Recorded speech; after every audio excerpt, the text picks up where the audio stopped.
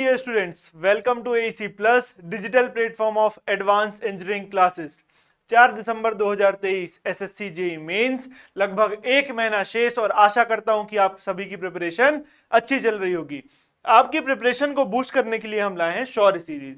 शौर्य series में मैंने soil mechanics topic start किया है, जिसमें आज 7th लेक्चर है। 7th लेक्चर है मतलब 6 सेशन हो चुके हैं।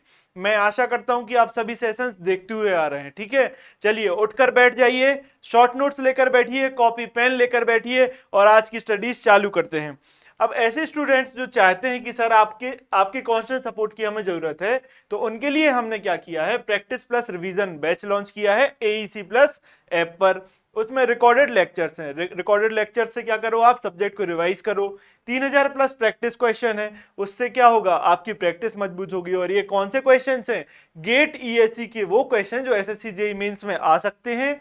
टीसीएस पैटर्न को हमने एनालाइज किया और उनके वो क्वेश्चन जो आ सकते हैं उसको लिए और 3000 प्लस प्रैक्टिस क्वेश्चन बनाए हैं। ठीक है, उसके बाद आपको चाहिए टेस्ट सीरीज। तो 100 से ज्यादा क्या है, टेस्ट है। उनमें 20 क्या है, 20 फुल लेंथ टेस्ट हैं। आप बताइए इतना सब करने के बाद आपकी प्रिपरेशन का लेवल कितना अच्छा हो जाएगा। ठीक है, चलिए हम अपना सेशन स्टार्ट करते हैं। सॉइल मैकेनिक्स में 7th लेक्चर और स्ट्रेस डिस्ट्रीब्यूशन के कुछ क्वेश्चन पहले किए थे, अब आगे के क्वेश्चन करेंगे और कुछ क्वेश्चंस कंसोलिडेशन के भी मैं लेकर आया हूं। चलिए पहला क्वेश्चन आपकी स्क्रीन पर 120 कर चुके हैं हम। तो sigma x is the vertical stress at a depth equal to z in the soil mass due to a surface point load q. The vertical stress at depth equal to 2z will be. वो बोल रहा है कि sigma x क्या है, एक vertical stress है। क्या है, वर्टिकल स्ट्रेस है at the rate depth equals to z। Depth of vertical stress क्या है आपकी, सिग्मा एक्स। बोल रहा है कि 2z डेप्थ पर कितनी वर्टिकल स्ट्रेस होगी। चलिए, तो बॉयजनेस क्यू ने हमें क्या दिया था, बॉयजनेस क्यूज ने हमें बताया किसी भी पॉइंट मतलब वर्टिकल लोड के कारण किसी भी सरफेस के नीचे हम क्या निकाल सकते हैं, एक पर्टिकुलर डेप्थ पर हम निकाल सकते हैं वर्टिकल स्ट्रेसेस। ये बॉयजनेस क्यू ने बताया। तो इसने स्ट्रेस का फॉर्मूला दिया। क्या फॉर्मूला दिया, चलिए देखते हैं। लास्ट सेशन में किया है हमने इससे रिलेटेड सवाल, फिर से देखते हैं। Sigma Z is equal to K into B Q by Z square, ये फॉर्मूला दिया। के बी क्या है, के बी इन्फ्लुएंस फैक्टर है। इन्फ्लुएंस फैक्टर किसका है, बॉयजनेस क्यू का। तो इसकी वैल्यू क्या दी इसने, K B is equals to 3/2 pi into 1/1 plus are by Z square whole to the power of 5/2। ये है इसका इन्फ्लुएंस फैक्टर, किसका, बॉयजनेस क्यू का।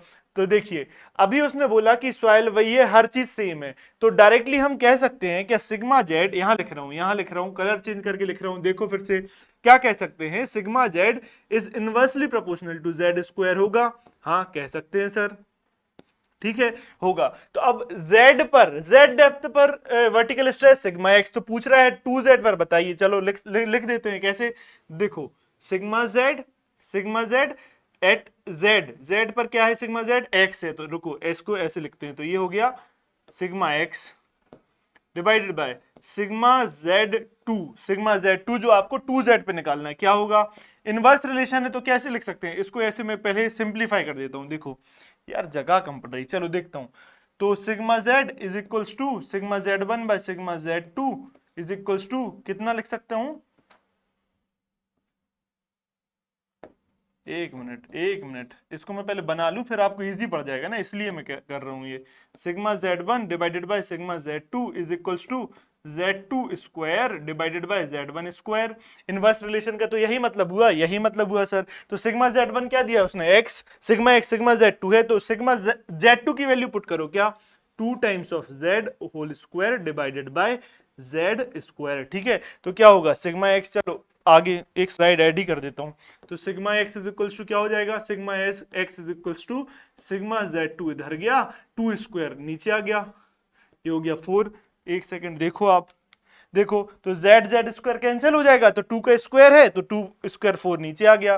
चलो देखो तो क्या हो जाएगा, sigma z2 is equals to 0.25 times of sigma x। आपको समझाने में थोड़ा मुझे टाइम लगा है, अदरवाइज क्वेश्चन तो बहुत इजी है, डायरेक्ट फॉर्मूला पुटिंग पर है, ठीक है। 0.25 सिग्मा x कहां पर है, ये है।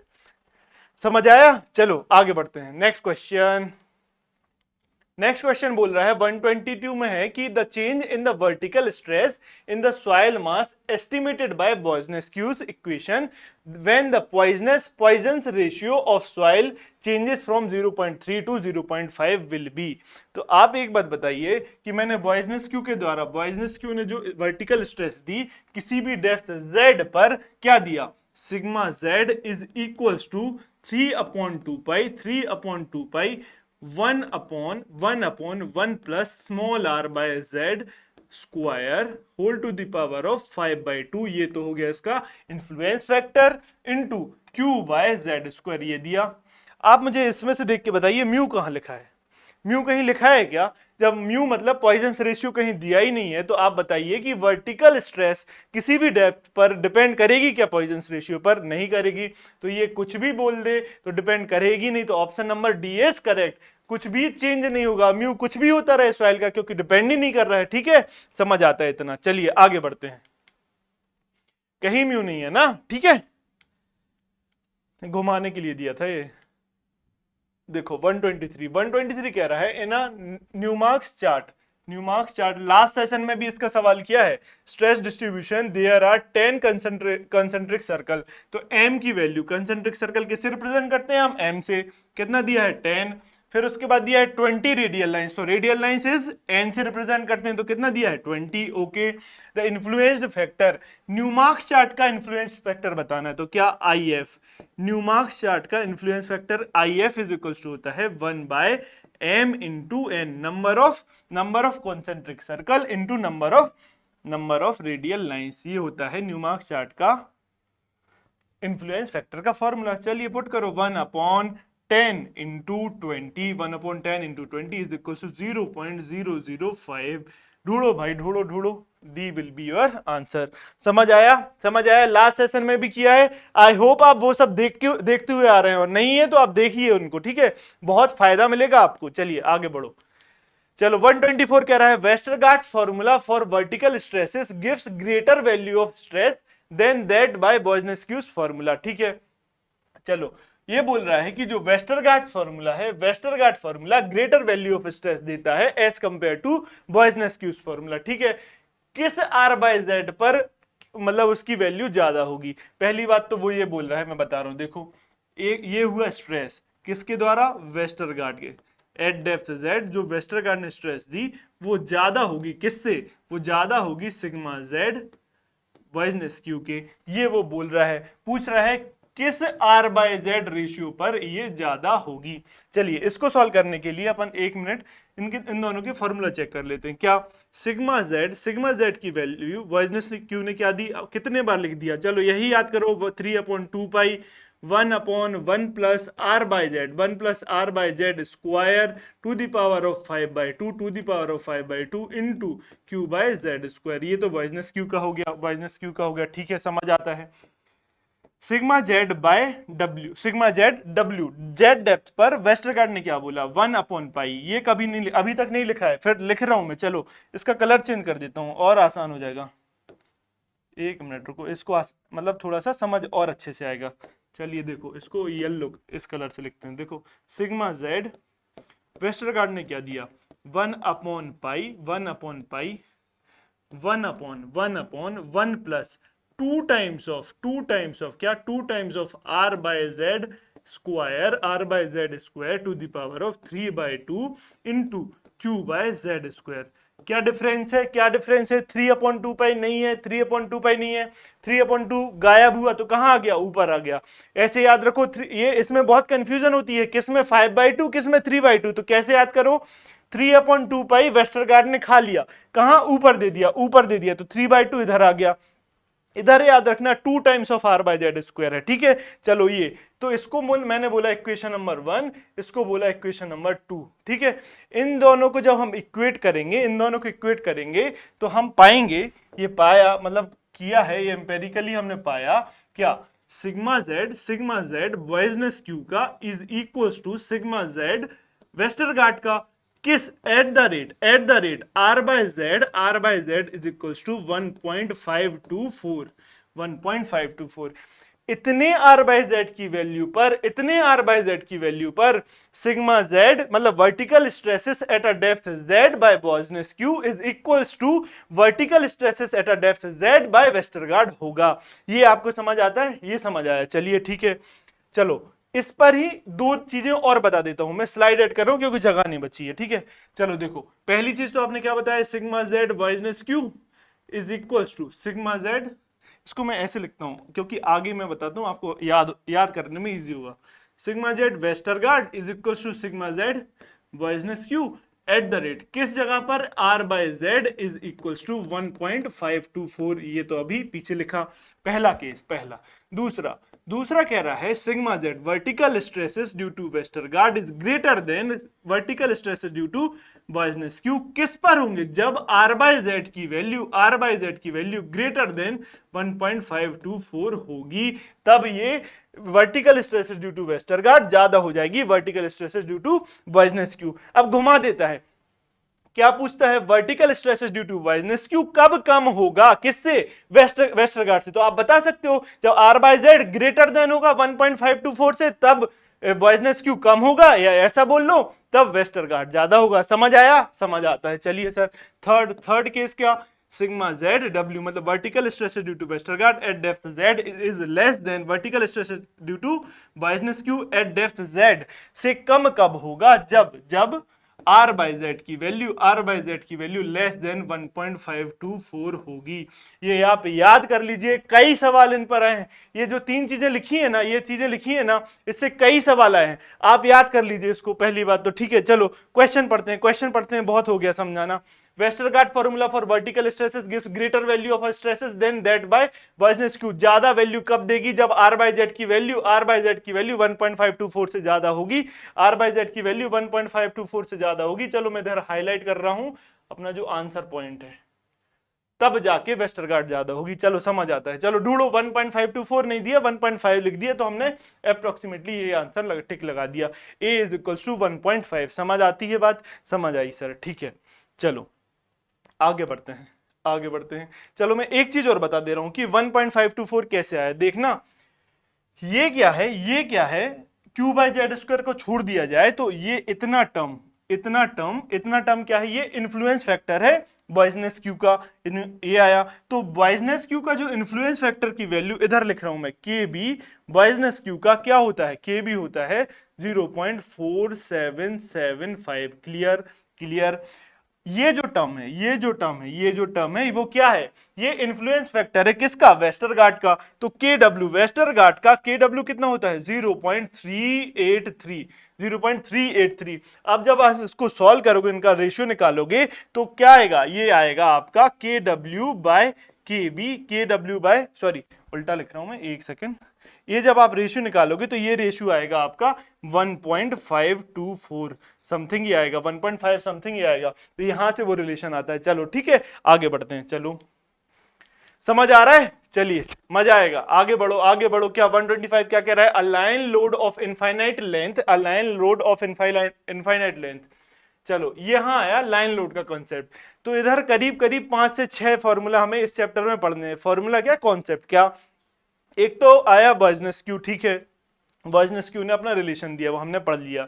उसके बाद आया वेस्टरगार्ड ने अपना रिलेशन दिया, हमने पढ़ लिया। अब आपको बताना है vertical stress due to line load के कारण किसी डेप्थ पर क्या होगा, एक ये केस है, तो उसका ये क्वेश्चन है, ठीक है। और जो क्वेश्चन अगर नहीं भी आएगा तो मैं उसका फॉर्मूला आपको बता दूंगा, आप क्वेश्चन कर लेना। बाकी मैंने तो सारे क्वेश्चन लिए हैं। देखो, line load of infinite length has an intensity Q per unit length की लाइन लोड की क्या है, इंटेंसिटी है। What is the vertical stress sigma Z eight a depth Z below the earth at the centre of the load. ये बहुत important line है इसकी। देखो तो वर्टिकल स्ट्रेस क्या लिखो, लिखो vertical stress due to what, एक कॉन्सेप्ट यहीं से है, line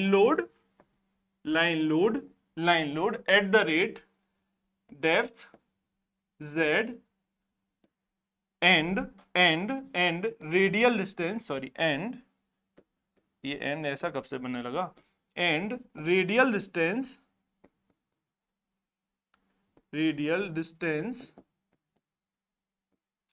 equals to r radial distance पर और डेप्थ z पर vertical stress due to line load, vertical stress due to line load क्या होगा, ये आपको पता होना चाहिए। ये फॉर्मूला डायरेक्ट दिया हुआ है क्या, तो देखो sigma z is equals to two small q upon pi z, sorry 2 small q divided by pi into 1 upon 1 plus x by Z square whole to the power of square. ये उसने formula दिया। ये किसने formula दिया, ये दिया है formula भाई, ये vertical stress due to line load का ये फॉर्मूला होता है। ठीक है, ये फॉर्मूला होता है, इधर z होता है। ओके, ये होता है z। चलो अब वो कह रहा है कि below the earth at the centre of load, at the centre of load की जब बात करेंगे तो कोई रेडियल डिस्टेंस आएगा क्या, इस केस में at the centre of load के केस में, इस केस में जो दिया हुआ है इसको हम कह सकते हैं कि रेडियल डिस्टेंस, एक सेकंड दूसरा कलर लेता हूं, रेडियल डिस्टेंस r की वैल्यू जीरो हो जाएगी ना, क्यों, क्योंकि उसी सेक्शन पे लग रहा है और किस पे लग रहा है, एट द सेंटर पे लग रहा है। कोई डिविएशन है क्या, कोई रेडियल डिस्टेंस है क्या, नहीं, r की वैल्यू जीरो, r की वैल्यू जीरो बोल या बोलो x, इसने x बोला था उसको तो x की वैल्यू क्या बोल दी, जीरो। तो x की वैल्यू जब जीरो बोली तो ये तो टर्म हो जाएगा जीरो।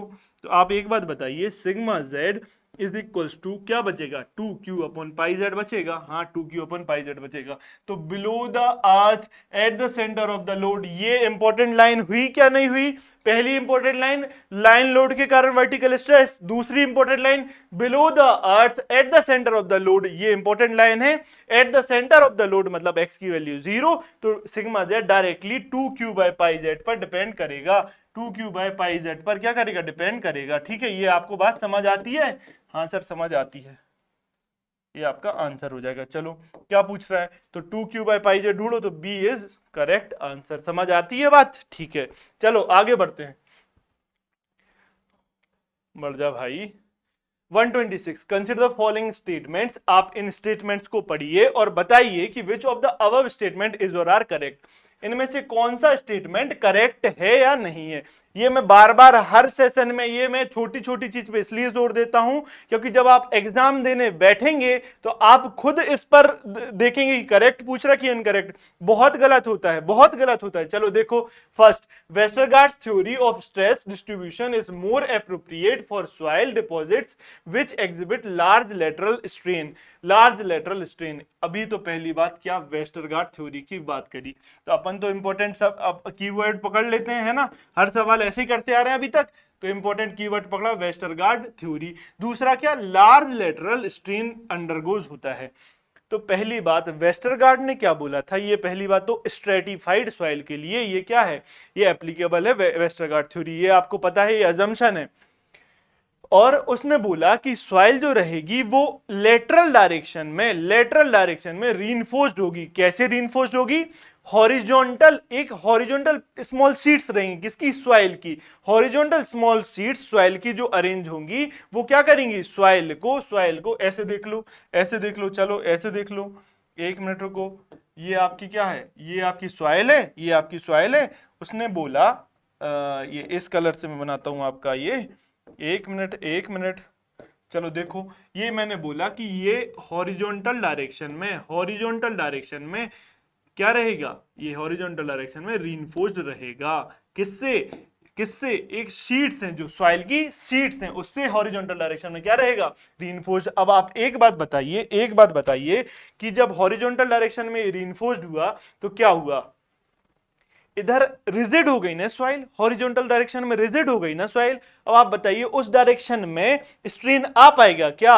नहीं आ पाएगा। क्यों? क्योंकि इधर तो रीइंफोर्स्ड हो गई, रिजिड हो गई, तो ये स्ट्रेन आ पाएगा? वो क्या बोल रहा है कि लार्जर लेटरल स्ट्रेन आता है। लेटरल मतलब इस लेटरल डायरेक्शन में आएगा क्या? नहीं आएगा। तो पहला स्टेटमेंट गलत। अरे एक मिनट, ठीक है, पहला स्टेटमेंट गलत, उसी कलर से लिख दिया मैंने। चलो ठीक है, कोई बात नहीं, पहला स्टेटमेंट गलत। लेकिन वर्टिकल डायरेक्शन में सॉइल इलास्टिक होगी, वर्टिकल डायरेक्शन में सॉइल क्या होगी? इलास्टिक होगी, ये बोलता है वेस्टरगार्ड। तो हॉरिजॉन्टल में तो रिजिड हो गई। चलिए second, Newmark's influence chart can be used for the determination of vertical stress under any slope of loaded area. तो हमने क्या किया? न्यूमार्क्स को अंडरलाइन किया, न्यूमार्क्स इन्फ्लुएंस चार्ट की बात कर रहा है, फिर बोल रहा है कि वर्टिकल स्ट्रेसेस, जो वर्टिकल स्ट्रेस रहता है किसी भी स्लोप ऑफ लोडेड एरिया पर दे सकता है। स्लोप शब्द याद किया है क्या? याद करो, न्यूमार्क्स में क्या याद किया है? शेप। किसी भी शेप पर हम क्या दे सकते हैं? वर्टिकल स्ट्रेसेस निकाल के दे सकते हैं, शेप। तो क्या बोल रहा है इधर? स्लोप बोल रहा है, शेप लिखना था इसे। ये हो गया गलत, तो सेकंड स्टेटमेंट इज आल्सो गलत, फर्स्ट तो गलत था। तो क्या हो गया? Option number D is correct, neither 1 nor 2। समझ आ रही है बात? चलो आगे बढ़ते हैं। ये ईएससी के क्वेश्चंस हैं, आप देखो फटाफट लगा रहे हो, अब आपका एक लेवल आ चुका है। चलो आगे बढ़े।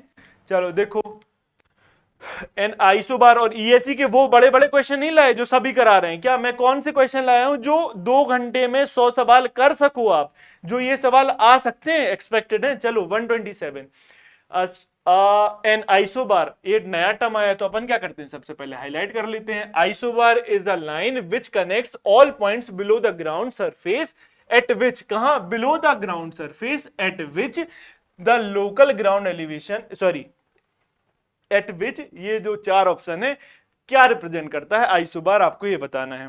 तो आइसोबार, चलो इसको मैं क्या हिंदी में बोलते हैं? संधि विच्छेद, इसका डिसइंटीग्रेशन कर दिया। आइसोबार, आइसो मतलब क्या? सेम, आइसो मतलब होता है सेम, और बार किसकी यूनिट है? प्रेशर की। लो क्वेश्चन सॉल्व हो गया, क्वेश्चन सॉल्व हो गया, यहीं से सॉल्व हो गया। देखो तो ग्राउंड सरफेस के नीचे आप, जब आप किसी भी सरफेस पे लगाओगे लोड, वर्टिकल आपने लोड लगाया, तो वो बोल रहा है ग्राउंड सरफेस के नीचे वर्टिकल स्ट्रेस का डिस्ट्रीब्यूशन आप देखोगे कि अलग अलग पॉइंट्स पर, तो उन पॉइंट को हम ज्वाइन करके एक कर्व बनाएंगे या कंटूर बनाएंगे जिस पर वर्टिकल प्रेशर इंटेंसिटी या वर्टिकल स्ट्रेसेस की वैल्यू सेम होगी। जिस उस पॉइंट को ज्वाइन करना करके एक कर्व बनाना या कंटूर बनाना जिस पर इक्वल प्रेशर इंटेंसिटी हो, उसको, उस कर्व को क्या बोलते हैं? हम उस कर्व को बोलते हैं आइसोबार। तो देखो ऑप्शन नंबर कौन सा है? The local ground elevation is same, नहीं, क्या सेम ढूंढना है? वर्टिकल प्रेस, बार मतलब प्रेशर, तो वर्टिकल प्रेशर या वर्टिकल स्ट्रेसेस सेम ढूंढना है क्या? द सेटलमेंट इज सेम, गलत, the vertical stress is same. चलो ये मिल गया अपने कीवर्ड, तो सी इज करेक्ट। समझ आया? सी इज करेक्ट। अब इसका क्या रहता है मैं बताता हूं क्या। ये बल्ब जैसा स्ट्रक्चर रहता है, तो बल्ब भी लिखा आ सकता है क्या? आइसोबार का शेप क्या रहेगा? Shape of isobar. तो शेप ऑफ आइसोबार कैसा? ये ऐसा बल्ब टाइप का, ग्राउंड सरफेस के नीचे ये बल्ब टाइप का बन जाएगा, बल्ब टाइप स्ट्रक्चर रहेगा ये, ठीक है। तो ये शेप कैसे आया? क्योंकि इक्वल वर्टिकल स्ट्रेसेस लग रही हैं, तो हर जगह से जब इक्वल वर्टिकल स्ट्रेसेस लगती हैं तो आपका कैसा एक ओवल टाइप, ऐसे बल्ब टाइप शेप बनता है ना? हाँ बनता है। इसका एग्जांपल क्या है? आप रिवर का देखना, रिवर का जब आप रिवर के किनारे पे जब आप देखोगे तो जो आपको वो मिलते हैं, स्टोन्स मिलते हैं, वो राउंडेड शेप के मिलते हैं। क्यों? क्योंकि हम जानते हैं कि पानी हर डायरेक्शन में सेम और इक्वल क्या लगाता है? इक्वल प्रेशर लगाता है, तो वो उसको एक सा काट देता है, तो उसके राउंडेड शेप। ऐसे ही वर्टिकल स्ट्रेसेस हमने कहां पर निकाले? हर एक पॉइंट पर इक्वल निकाला, इक्वल स्ट्रेसेस, और उसके कर्व को ड्रॉ किया, उसके कंटूर को ड्रॉ किया, तो क्या मिला? आइसोबार मिला। समझ आई ये बात? आती है सर इतनी बात समझ, तो सी ऑप्शन इज करेक्ट। चलो आगे बढ़ते हैं। और आप देखोगे और कहीं जो सॉइल के पार्टिकल्स जो मिलते हैं ना, या पहाड़ से टूट के जो सॉइल मिली, उसको फ्लैकी रहेंगे। क्यों? एंगुलर रहेंगे। क्यों? उधर इक्वल फोर्सेस नहीं रहता। रिवर, लेकिन पानी हम जानते हैं हर डायरेक्शन में सेम, फ्लूइड में पढ़ा है ना, ये फ्लूइड में हमने पढ़ा है कि हर डायरेक्शन में सेम फोर्स लगाता है, इसलिए उसका राउंडेड शेप, इसलिए इसका बल्ब टाइप शेप मिलता है आइसोबार का। चलो समझ में आता है। चलो आगे बढ़ते हैं। देखो 128. A concentrated load of 50 kilonewton acts on the surface of ground. तो देखो कंसंट्रेटेड लोड है तो Q की वैल्यू कितनी दी है आपके पास 50 किलो न्यूटन लग रहा है। चलो लिखते जाओ, यही तो तरीका बताया है न्यूमेरिकल करने का। The increase in vertical stress directly below the load at a depth of 4 metre will be. तो ये तो भाई रिपीट हो गया। Z 4 मीटर पे आप बताइए, क्या 4 मीटर पे बताइए कि कितना इंक्रीज हो जाएगा लोड का, या मतलब स्ट्रेस बताना है आपको 4 मीटर नीचे। इन्फ्लुएंस फैक्टर उसने दे दिया, इन्फ्लुएंस फैक्टर आपने दे दिया, तो क्या बॉयजनेस क्यू लगाओ सिग्मा बी। कुछ भी नहीं दिया तो बॉयजनेस क्यू ही लगाना है, ऐसे नहीं कि उधर आप बिल्कुल सोचने लगो क्या sigma B is equals to, वैसे भी इन्फ्लुएंस फैक्टर किसका दिया इसने, बॉयजनेस क्यू का दिया। देखो क्या मैंने बताया था 0.4775 होता है के बी, बताया था ना। इसने क्या दिया है 0.48, तो यहां से भी आपको जज करना है कि बॉयजनेस क्यू ही मांग रहा है, तो सिग्मा बी क्या हो जाएगा K B into Q by Z square. K B की वैल्यू भाई साहब दे रखी है 0.48, क्यू कितना है, Q is 50 kilo newton, Z is 4 square. Solve करो फटाफट सॉल्व करो, मेरा कैलसी का है भाई। चलो देखो क्या आएगा, 0.48 इंटू 50 डिवाइडेड बाय 4 स्क्वायर है 16 इज 1.5 किलो न्यूटन पर मीटर स्क्वायर में मांगा था, वही आ गया। लो ये आ गया आंसर। चलो देखो 1.5 kilo Newton answer. Vertical stress पूछी थी डायरेक्टली बिलो का मतलब क्या, आर रेडियल डिस्टेंस 0 होगा। समझ आ रही ना इतनी बात में, डायरेक्टली बिलो ये इंपॉर्टेंट टर्म है दैट डायरेक्टली बिलो, ठीक है ना। उसके जस्ट नीचे उसके रेडियल डिस्टेंस क्या है 0 है, उसके नीचे पूछ रहा है तो आर की वैल्यू 0, तो के बी बस इतना 4.775 बस मिल जाएगा अपने लिए, ठीक है। चलो 4.775 आता भी कैसे ये भी जान लो। देखो ये आप जब 3/2 पाई को सॉल्व करोगे ना तो इसका वैल्यू आएगी 0.4775, 4.775 बोल रहा हूं मैं, 0.4775 जिसको उसने 0.48 लिख के दे दिया है। चलो आगे बढ़ते हैं। चलो देखो 129 क्या कह रहा है, what is the Boussinesq Q's vertical stress at a point 6 metre directly below concentrated load 2000 kilometre applied at the ground surface. वही सवाल फिर से आ गया, वही सवाल सर फिर से आ गया। चलो करो सिग्मा जेड डायरेक्टली बिलो कहां है भाई, देखो ये बहुत इंपॉर्टेंट दिया है, डायरेक्टली बिलो मतलब आर की वैल्यू 0, तो sigma Z is equal to कितना K B into Q by Z square. आप पूरा लिखो चाहे 3/2 pi Q by Z square into 1/1 plus are by Z का square whole to the power 5/2, कोई मतलब नहीं आर बाय जेड की वैल्यू 0, तो के भी यहां पर। यही तो ट्रिक है कि आपको अगर 0.4775 याद है तो आपको इतना करना ही नहीं है, तुरंत आंसर देखो 0.4775 के बी की वैल्यू, ठीक है। जब बिलो डायरेक्टली बिलो उसने बोला हो तो क्यू की वैल्यू क्या है, क्यू की वैल्यू दी हुई है कितना 2000 kilo newton divided by Z is 6 whole square. Okay चलो एनर्जी बनाए रखो भाई 4.4775, सॉइल पढ़ रहे हो, सॉइल बहुत इंपॉर्टेंट सब्जेक्ट है। डिवाइडेड बाय 36 तो 26.53 किलो न्यूटन पर मीटर स्क्वायर सिग्मा जेड। ढूंढो भाई मिला क्या, 26.5 ने काम बना दिया। ठीक है समझ आया, आगे बढ़े। 129 done. 130 the vertical stress at any point at a radial distance r and at depth z as determined by using Boussinesq। इसको रट लिया इसने Boussinesq, और पूछा भी यही बहुत बार गया है। ये ईएससी के सारे क्वेश्चन कर रहे हैं, ईएससी टीसीएस जो आ चुके हैं, गेट के वो सवाल जो आ चुके हैं उनको कर रहे हैं अपन। तो Boussinesq बहुत बार पूछा गया, इसका मतलब क्या है सर, हमें Boussinesq का सारा कुछ पढ़ लेना है, इसके जो अजम्पशंस है सारे याद कर लेने हैं फिर अपन पेपर देने बैठेंगे, ठीक है। तो ये सब आपको पढ़ के आना है अगली बार। Using Boussinesq influence factor K B होगा भाई, ये K B and Westergaard influence factor K W would be almost same for R by Z ratio equal to और ग्रेटर देन। अभी बताया ना मैंने, अभी बताया ना, इतना बड़ा लिखा था, फिर से नहीं लिख रहा। वो बोल रहा है सिग्मा बी नहीं बे, सिग्मा बी नहीं भाई, sigma Z B is sigma zb the vertical stress at any point at a radial distance r and at depth z as determined by using Boussinesq's influence factor kb and Westergaard's influence factor kw would be almost same or same for r by z ratio equal to or greater than। तो देखो ये बोल रहा है ये कब होगा, अब देखो ये बोल लो और या फिर ये बोल लो K B K B is greater than equals to K W. ये कब होगा, ये कब होगा आपने देखा है, ये देखो ये होगा आर बाय जेड की वैल्यू जब लेस देन इक्वल टू क्या 1.524 होगी, तब जाके ये होगा। तो देखो 1.5 पर। अब उल्टा पूछ लेता के डब्ल्यू ज्यादा कब होगा, तो आर बाय जेड जब ज्यादा होगा तो के डब्ल्यू ज्यादा होगा। तो ये याद रखना है पूछा क्या है। तो देखो अभी तो उसने सिंपल वैल्यू पूछ ली, अगर वन ए घुमाता यही तो है, ग्रेटर का साइन या उल्टा लगा देता तो क्या होता, आप पे बनना चाहिए। ठीक है, तो 1.5 मैं टोटल पूरा बता के चल रहा हूं आपको। चलो आगे बढ़ो आगे बढ़ो। चलो देखो आर ये क्या बोल रहा है कि the natural void ratio of a saturated clay strata, natural void ratio दिया है क्या, ई की वैल्यू दे दी उसने, ई की वैल्यू दे दी उसने कितना 0.9 स्ट्रेटा की थिकनेस कितनी दी आपको 3 मीटर दे दी। ठीक है, एक सेकंड देखो भाई, देखो जरा, सवाल खत्म, स्ट्रेस डिस्ट्रीब्यूशन के सवाल खत्म। अब आपको क्या चाहिए, कंसोलिडेशन का है। एक मिनट रुको, एक कॉन्सेप्ट छूट रहा है, चलो मैं उसको इधर ही बता देता हूं। चलो इधर बता देता हूं स्लाइड ऐड करके, इधर मैंने स्लाइड ऐड करी। एक फॉर्मूला और याद कर लो आप, क्या, vertical stress at depth z by what by equally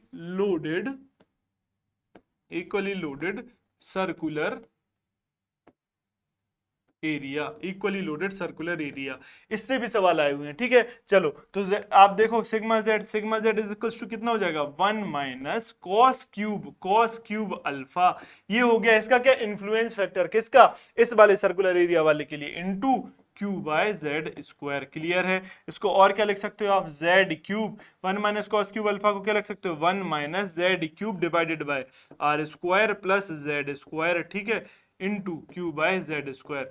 direct formula putting, कई सवाल पूछे गए हैं, इसको याद करो अभी याद करो। चलो ठीक है, इसके कुछ और फॉर्मूला हैं, आप रिवाइज करिए, शॉर्ट नोट्स आप रखे होंगे, मैं सारा कुछ यहाँ नहीं करा सकता, लेकिन ऑलमोस्ट जो जो पूछा गया है वो तो करा ही दे रहा हूं। ठीक है, तो आपको रिवाइज करके आना, इसलिए मैं रिवीजन पे बहुत जोर दे रहा हूं। चलो आगे बढ़ो। चलो अब आ जाएगा नया टॉपिक, आया कंसोलिडेशन। चलो देखते हैं क्या बोल रहा है कि आपको ये इतना स्ट्रेटा की हाइट है और इतना आपको इनिशियल वॉइड रेशियो दिया है, आपको बताना है the final void ratio of the clay at the end of consolidation के बाद आपको फाइनल वॉइड रेशियो बताना है, is expected to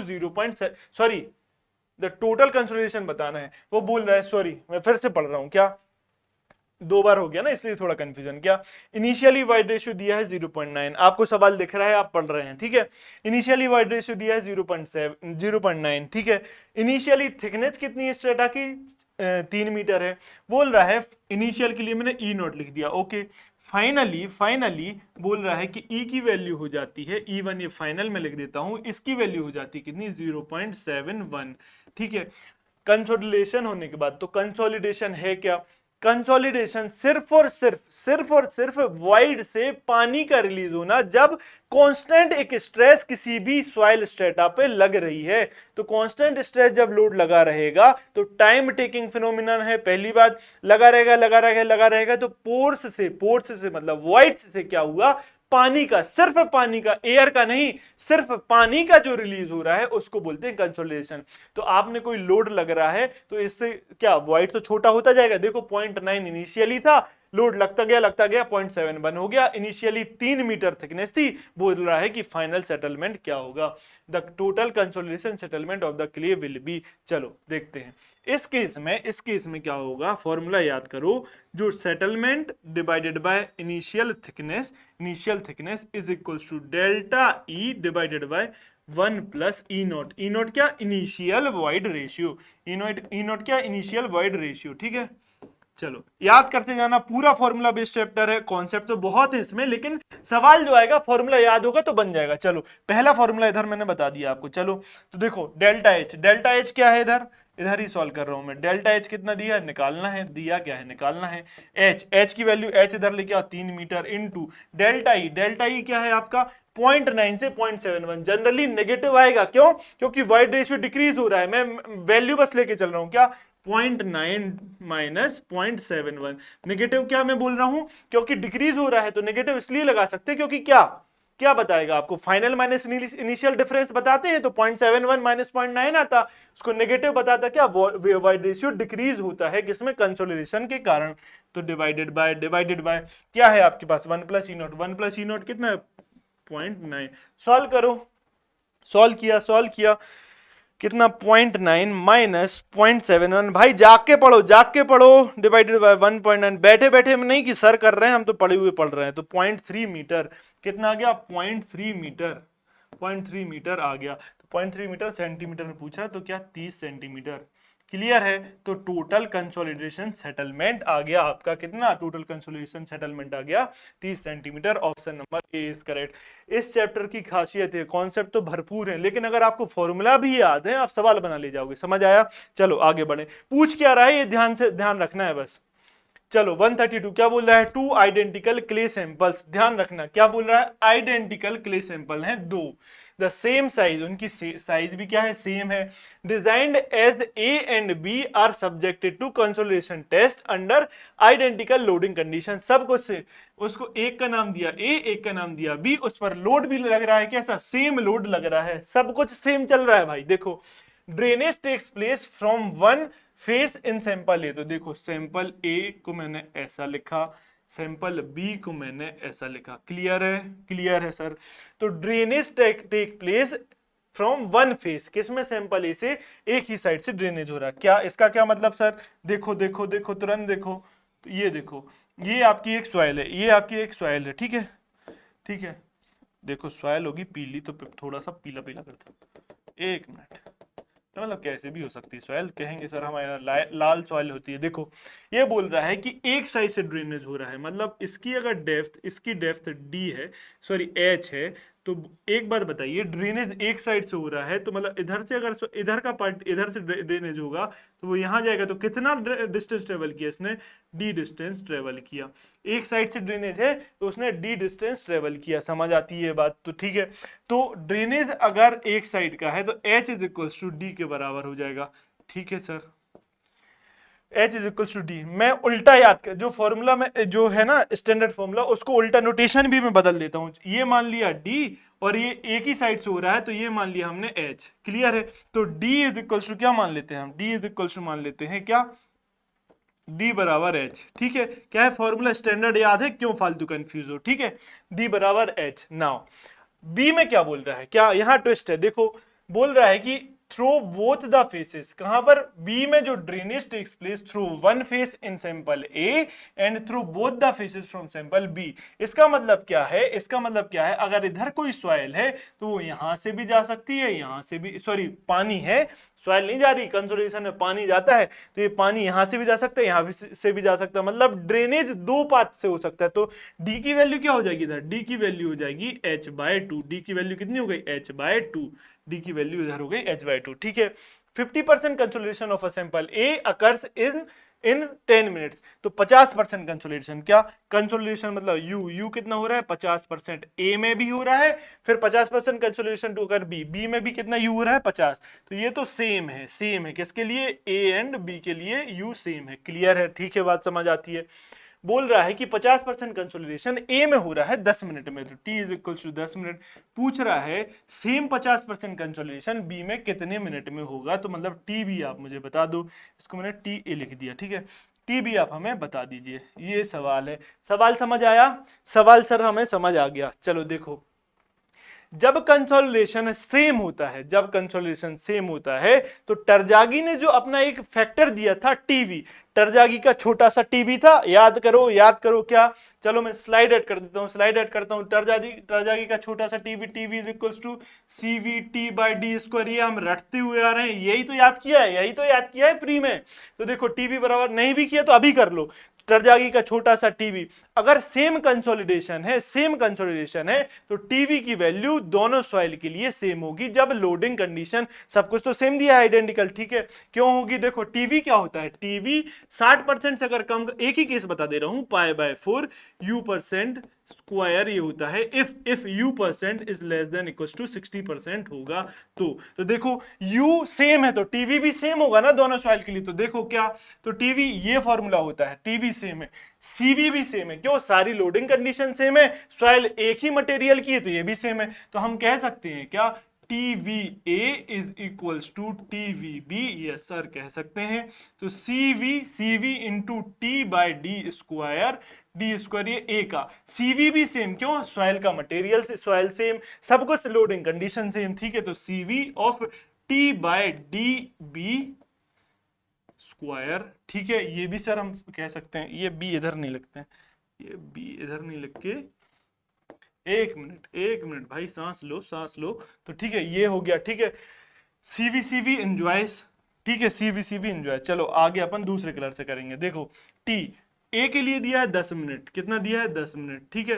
D square यही तो ट्विस्ट था, ये एच के ही बराबर है, क्योंकि वन सिर्फ एक साइड से हो रहा है, एक फेज से क्या हो रहा है, कंसोलिडेशन। तो ये क्या हो गया, H square is equal to, यही तो निकालना है, टीबी डी स्क्वायर। देखो यही तो बताया सर ने अभी कि डी बराबर h/2 होगा, क्योंकि दो फेसेस से क्या हो रहा है, कंसोलिडेशन हो रहा है। चलो तो डी h/2 का होल स्क्वायर, तो h/2 स्क्वायर। चलो बच्चों जैसे बता रहा हूं, नहीं तो डायरेक्ट कर सकते हैं अपन इसको। देखो ये हो गया 10 minute by h square is equal to TB ऊपर इंटू 2 ऊपर गया स्क्वायर होके, कितना हुआ 4, h स्क्वायर, तो ये h स्क्वायर एंजॉयस, तो टीबी इज इक्वल टू 4 नीचे आया तो 10/4 ढाई 2.5 मिनट आ जाएगा।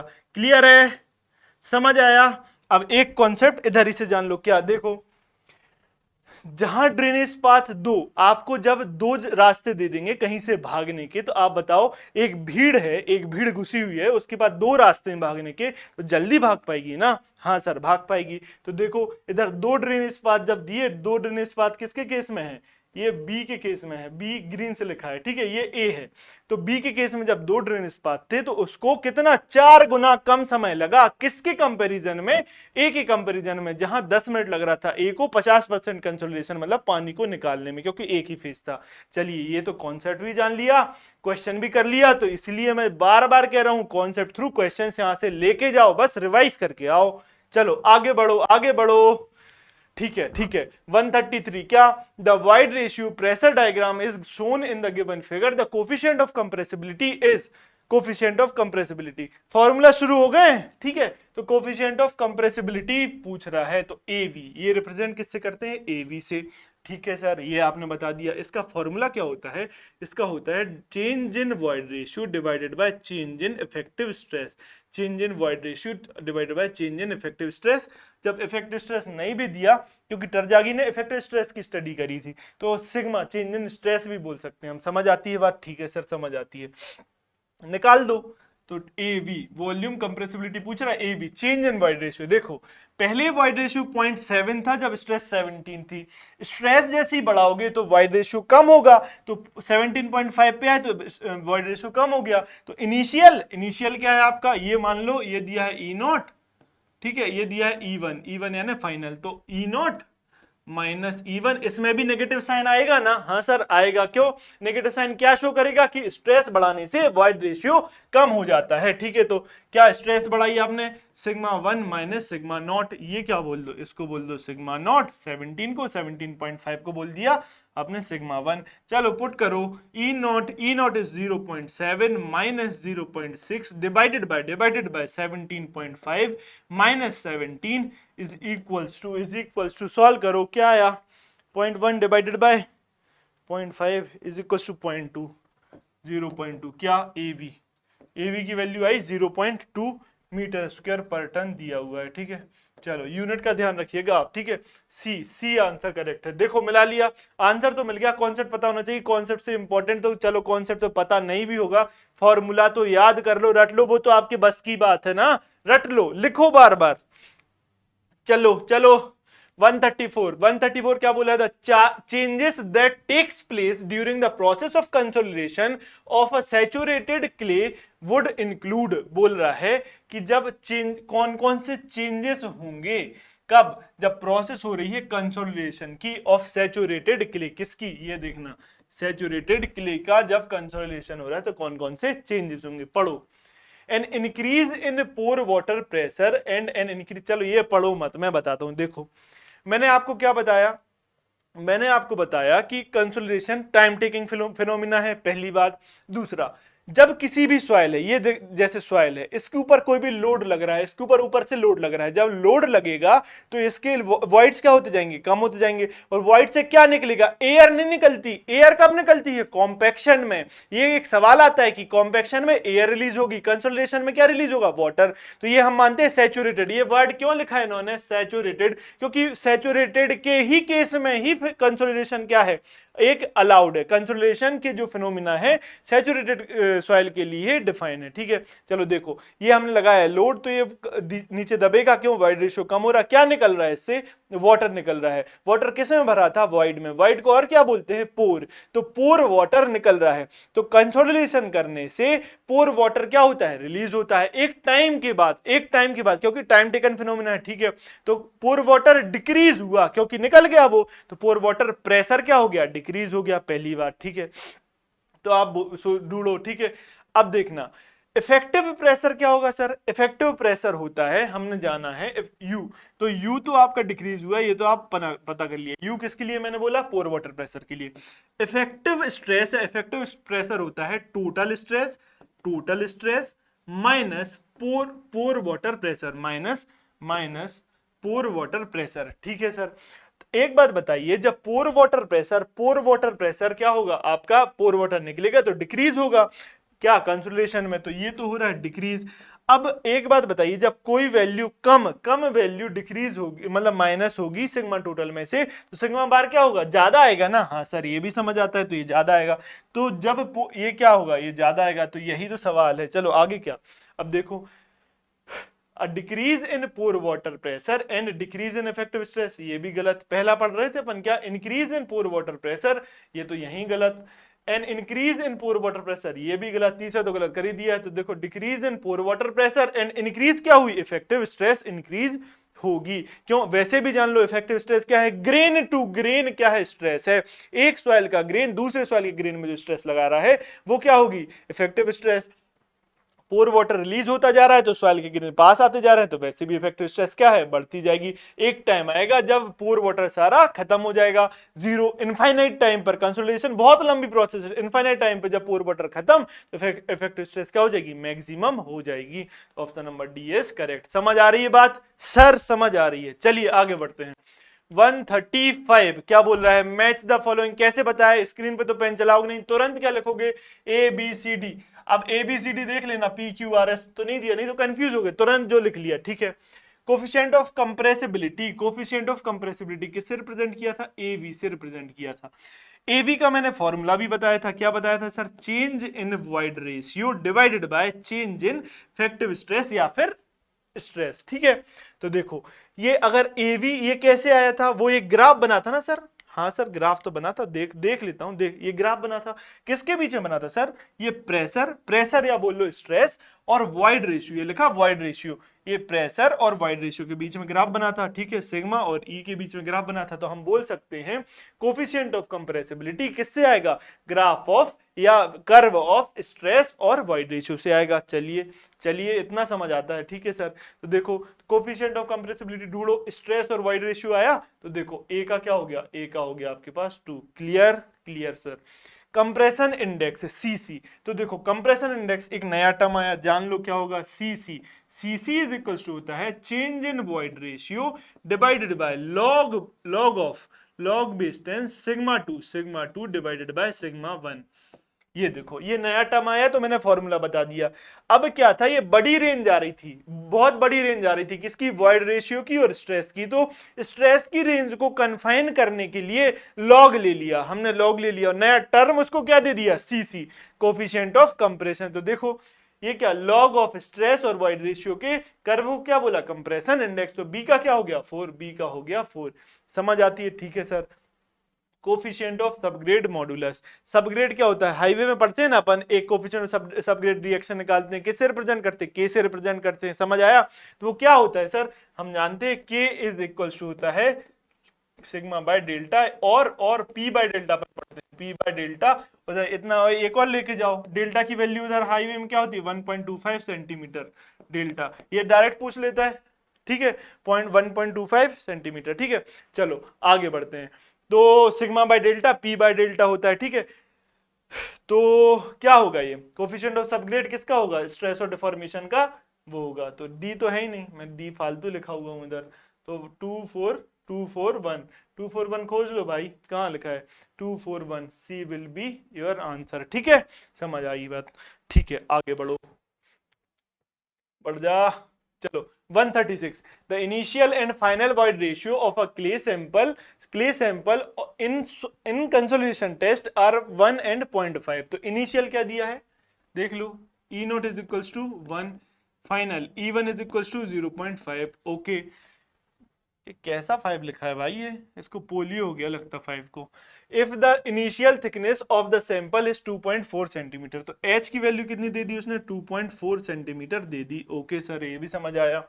Then it's final thickness will be, final thickness क्या होगी, फाइनल कंसोलिडेशन सेटलमेंट नहीं पूछ रहा, फाइनल थिकनेस पूछ रहा है, तो देखो सबसे पहले तो डेल्टा एच निकालो, पहला सवाल किया था इसका, delta H upon H is equals to delta E upon 1 plus E not 1 plus E not, ठीक है सर ये भी समझ आई बात। तो देखो देखो देखो कैसे, ओके ये तो मैंने पैक किया, चलो पैक हो गया भगवान की कृपा से, ठीक है। देखो तो डेल्टा एच आपको निकालना है, डेल्टा एच निकालना है, एच इनिशियल कितना दिया है 2.4 सेंटीमीटर दिया है, ओके। डेल्टा ई 1 माइनस 0.5, ये भी नेगेटिव आना चाहिए था, हाँ क्योंकि फाइनल माइनस इनिशियल करते हैं, नेगेटिव साइन क्या शो करता है, स्ट्रेस लगाने पर वर्ड रेशियो डिक्रीज होगा, मैं लिख नहीं रहा लेकिन नेगेटिव, ठीक है, क्योंकि हमें मैग्नीट्यूड से मतलब है 1 minus 0.5 divided by 1 plus E note, 1 plus E note initial क्या है 1 प्लस 1, चलो सॉल्व करो भाई, तो क्या आएगा 0.5 इंटू 2.4, उठ के बैठ जाओ भाई, उठ के बैठ जाओ, ऐसा नहीं कि सर करा रहे हैं बैठे हुए हैं उधर, पड़े हुए हैं आराम से।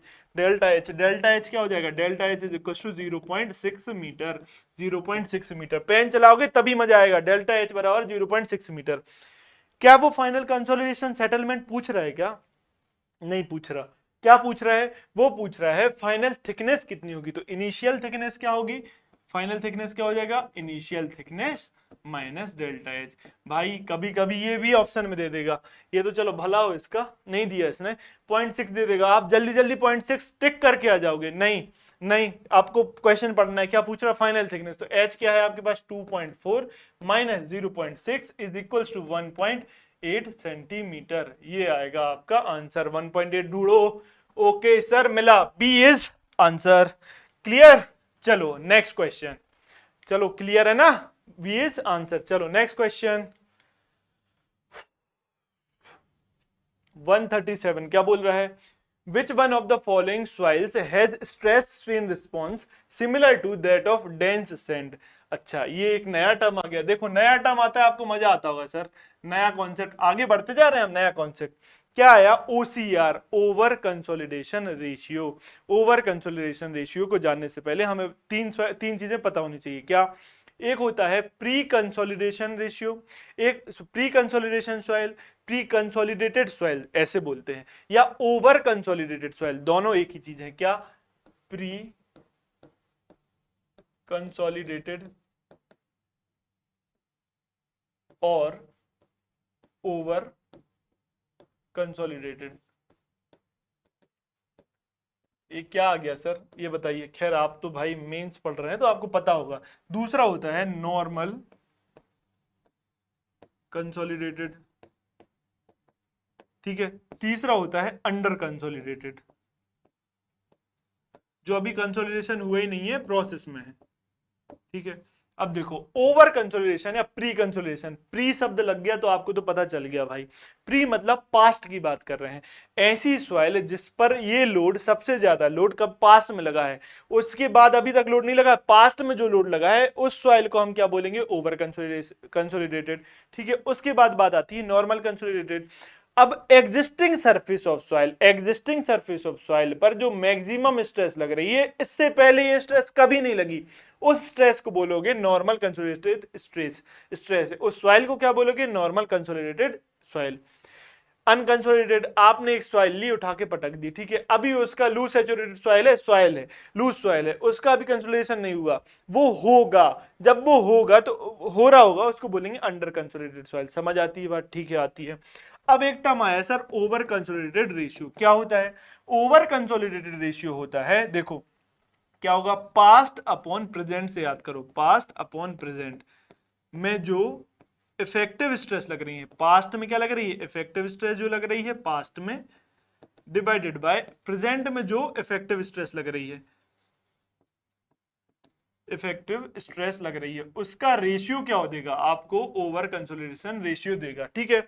जो पास्ट में effective stress divided by present, तो पास्ट पहले हो जाता है ना, पास्ट पीछे हो चुका है तो पास्ट ऊपर ले लिया, डिवाइडेड बाय प्रेजेंट, ठीक है, तो पास्ट के बाद प्रेजेंट आता, तो ऐसे याद रखो, past upon present. Effective stress जो पास्ट में लगी है या प्री कंसोलिडेटेड स्ट्रेस, इसको बोल सकते हैं, divided by normal consolidated stress का रेशियो ओवर कंसोलिडेशन रेशियो बताता है, ठीक है। ये भी सब बात समझ आती है। सर एक चीज और हमने पढ़ी, क्या पढ़ी है? क्या? देखो, ओवर कंसोलिडेशन रेशियो अगर ग्रेटर देन 1 है, over consolidation ratio equals to 1 है, over consolidation ratio less than 1 है, तो क्या क्या कंडीशन आएंगी? अगर ये है तो इसका मतलब क्या है? सॉइल जो इससे ही समझ लो, चलो इसको पहले पैक कर देता हूं, थोड़ा सा अच्छा लगने लगेगा। देखो, ठीक है, ये पैक किया मैंने, ये चलो पैक किया, ठीक है, ये आया। देखो, अगर ये ग्रेटर देन 1 है, मतलब पास्ट की जो इफेक्टिव स्ट्रेसेस हैं वो ज्यादा हो गई, किससे? प्रेजेंट से, तो ओसी, तो ओसीआर इज ग्रेटर देन 1, तो मतलब इधर लिख दूं ओ, over consolidated stress is greater than normal consolidated stress, ठीक है। ऐसे सिमिलरली ये कम है, तो ये तो आप खेलोगे आप, less than normal consolidated stress, ठीक है। तो ये तो सॉरी, ये इक्वल हो जाएगा, नॉर्मल के केस में ये हो गया इक्वल, नॉर्मल के केस में क्या हो गया? इसको मिटाता हूं, एक मिनट, इसको इक्वल हो गया, और ये क्या हो जाएगा? ये हो जाएगी लेस देन, किस में? अंडर कंसोलिडेटेड के केस में ओसीआर की वैल्यू लेस। समझ में आई बात? समझ में? तो ओवर कंसोलिडेशन के टाइम पे क्या? ओसीआर ग्रेटर देन 1, मतलब क्या? मतलब soil is over consolidated. OCR equals to 1 मतलब soil is normal consolidated. OCR less than 1 मतलब सॉइल इज अंडर कंसोलिडेटेड। समझ में आई बात? ये आपको एक पूरा मैंने ओवरव्यू दिया। सवाल पढ़ो, क्या पूछ रहा है कि कौन सी इसमें से जो कंडीशन है वो OCR stands for over, sorry, कौन सी इसमें से जो कंडीशन है वो बताएगी similar to that of dense sand. तो over consolidated clay having high OCR, ये कंडीशन किसके सिमिलर होगी? डेंस सैंड की होगी क्या? ये पूछ रहा है। डेंस सैंड की जो कंडीशन है वो किसके सिमिलर होगी, ये पूछ रहा है। तो देखो एक चीज और जान लो, क्या? जो डेंस सैंड है, डेंस सैंड है, ये रिप्रेजेंट करेगा किसको? Over consolidated soil, over consolidated soil और सैंड ऑफ हायर ओसीआर को। और जो लूज सैंड है वो सिमिलर, क्या? नॉर्मल कंसोलिडेशन, बस नॉर्मल कंसोलिडेटेड सॉइल और सैंड ऑफ हायर, लोअर थोड़ी ना होगा, एक सेकेंड, इक्वल होगा ना इधर, तो इसकी बात ही नहीं होगी, क्योंकि ये तो इक्वल होता है नॉर्मल के केस में। क्लियर? ठीक है, ठीक है, ये बात समझ आई। तो डेंस सैंड किसके करस्पॉन्डिंग होगी? Over consolidated soil of higher OCR. और लूज सैंड किसके करस्पॉन्डिंग होगी? नॉर्मल कंसोलिडेटेड सॉइल के, ठीक है। चलो पीछे देखो, तो ये देखो, ये आपको बताना है कि डेंस सैंड किसके करस्पॉन्डिंग है, तो ए ऑप्शन पढ़ो, करेक्ट हो जाएगा, over consolidated clay having higher OCR. समझ में आई? ठीक है सर। और ये, अरे ये मैंने कुछ इधर क्ले सैंड लिख दिया क्या? इधर सैंड नहीं आएगा, इधर क्ले आएगा, सॉइल और क्ले।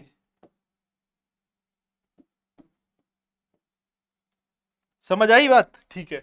और अगर पूछता नॉर्मल कंसोलिडेटेड क्लेस, देखो इधर ओसीआर वगैरह की बात नहीं की, क्योंकि बराबर होता है। नॉर्मल कंसोलिडेटेड क्ले ये किसके केस में आता है? लूज सैंड के केस में। अगर लूज सैंड के करस्पॉन्डिंग पूछता तो ये, डेंस सैंड के करस्पॉन्डिंग पूछा है तो ऊपर का। समझ आई बात? इतना कॉन्सेप्ट आपने लिया, कॉन्सेप्ट थ्रू क्वेश्चन। चलिए आगे बढ़ते हैं। क्वेश्चन नंबर 138 क्या कह रहा है? Terzaghi's consolidation theory is applicable to one dimensional consolidation test. ठीक है फॉर, ये बताना है आपको कि for small load increment ratio के लिए है, for large load incremental ratio के लिए, इनमें से आपको एक चूज करना है। तो टरजागी ने जो थ्योरी दी है वन डायमेंशनल कंसोलिडेशन की, उसके जो अजम्पशंस है वो आपको पता होनी चाहिए। कैसे? जैसे कि soil is homogeneous and isotropic, soil is semi infinite. ठीक है, ऐसे ऐसे आपको बताना है। सेकेंडरी कंसोलिडेशन उसने निगलेक्ट कर दिया। क्यों? उसने सॉइल के ग्रेन्स का जो प्लास्टिक लेग है उसको नहीं माना, सिर्फ हाइड्रोडायनेमिक लेग को माना। ऐसे जो आपके अजम्पशंस है ना किसके? टरजागी के, वो याद कर लेना, बहुत इंपॉर्टेंट है। तो देखो पहले ही अजम्पशन क्या है? For small load incremental ratio के लिए है क्या? टरजागी का कंसोलिडेशन थ्योरी। किसकी? टरजागी की कंसोलिडेशन थ्योरी किसके लिए है? For small load incremental ratio के लिए। याद कर लो। ठीक है, चलो आगे बढ़ो।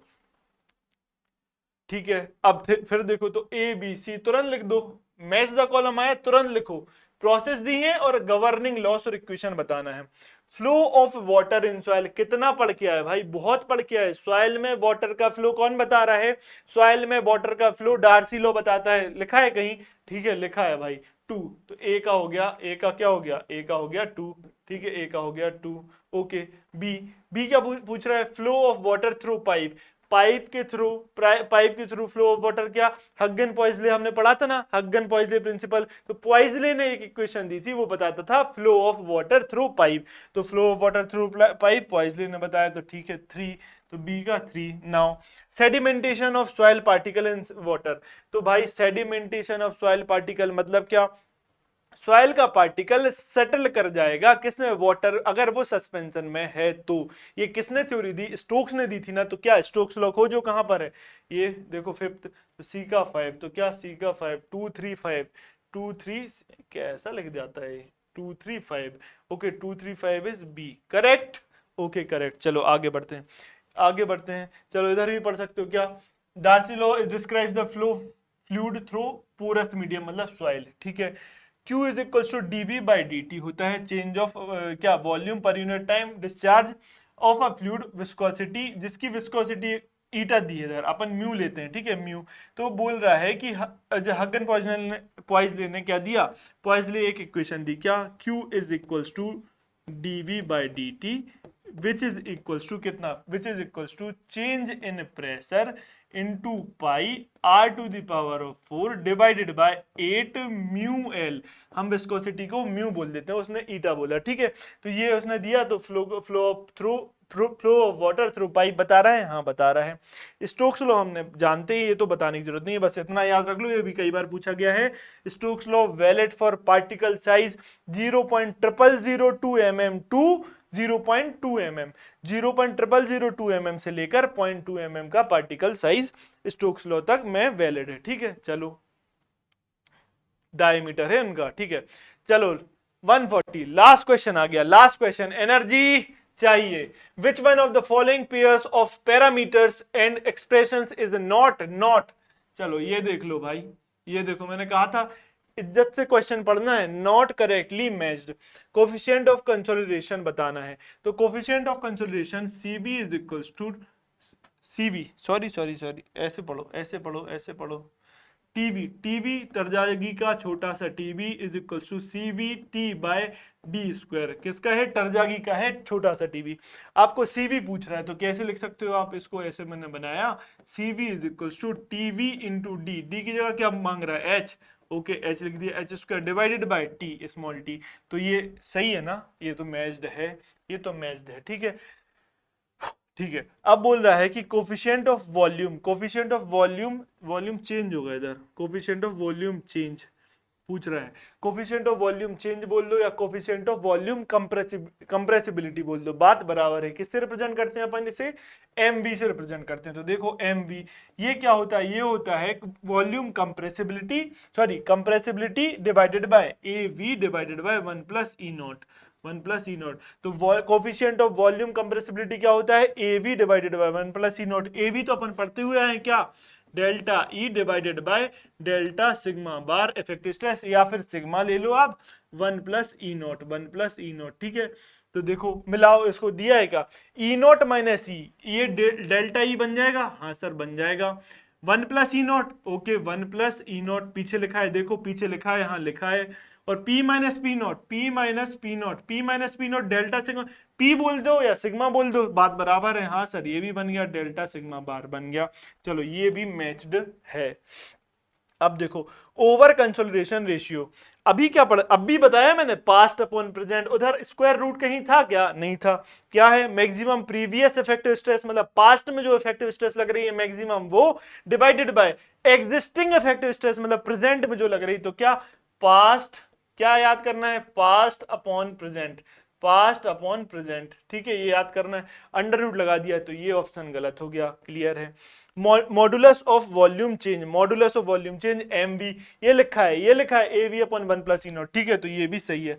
नॉट करेक्ट पूछ रहा है, तो आंसर क्या होगा, जो करेक्ट नहीं है वो हमारा आंसर होगा। तो option number C is our answer, option number C is our answer. ठीक है, तो ऑप्शन नंबर सी लगा दिया। चलिए, ये हुआ आज का सेशन का लास्ट क्वेश्चन। ठीक है, लास्ट है, हाँ ठीक है, ये लास्ट क्वेश्चन हमने कर लिया। ठीक है, आपको अगर ये समझ में आ रहा है तो आप क्या करिए, जैसे अगर नहीं भी समझ में आ रहा है तो आप रिवीजन करके आइए। रिवीजन क्या, शॉर्ट नोट्स आप रखे होगे, उससे आपको रिवाइज करना है, और रिवीजन ही किए। मैं हर लेक्चर में यही आपको बोल रहा हूं, बार बार लिखिए, लेट के मत देखिए कि सर पढ़े हैं देख रहे हैं वीडियो, नहीं, मैं कर रहा हूं आप भी करिए, पेन चलाओगे आपको फायदा मिलेगा। ठीक है, चलिए, अगर आपको ये सेशन अच्छा लगा है तो आप लाइक करिए, डाउट्स पूछ सकते हैं आप कमेंट में। ठीक है, चैनल को करिए सब्सक्राइब, और आपको इस जो हमने किया है ना, इसकी पीडीएफ अगर चाहिए तो हमारा टेलीग्राम चैनल है ये, इस पर आपको मिल जाएगी पीडीएफ। ठीक है, रिवीजन करते रहिए, फिर से मैं वही बात बोल रहा हूँ, रिवीजन करोगे तभी आपका सिलेक्शन होगा। चलिए मिलते हैं नेक्स्ट लेक्चर में, थैंक यू।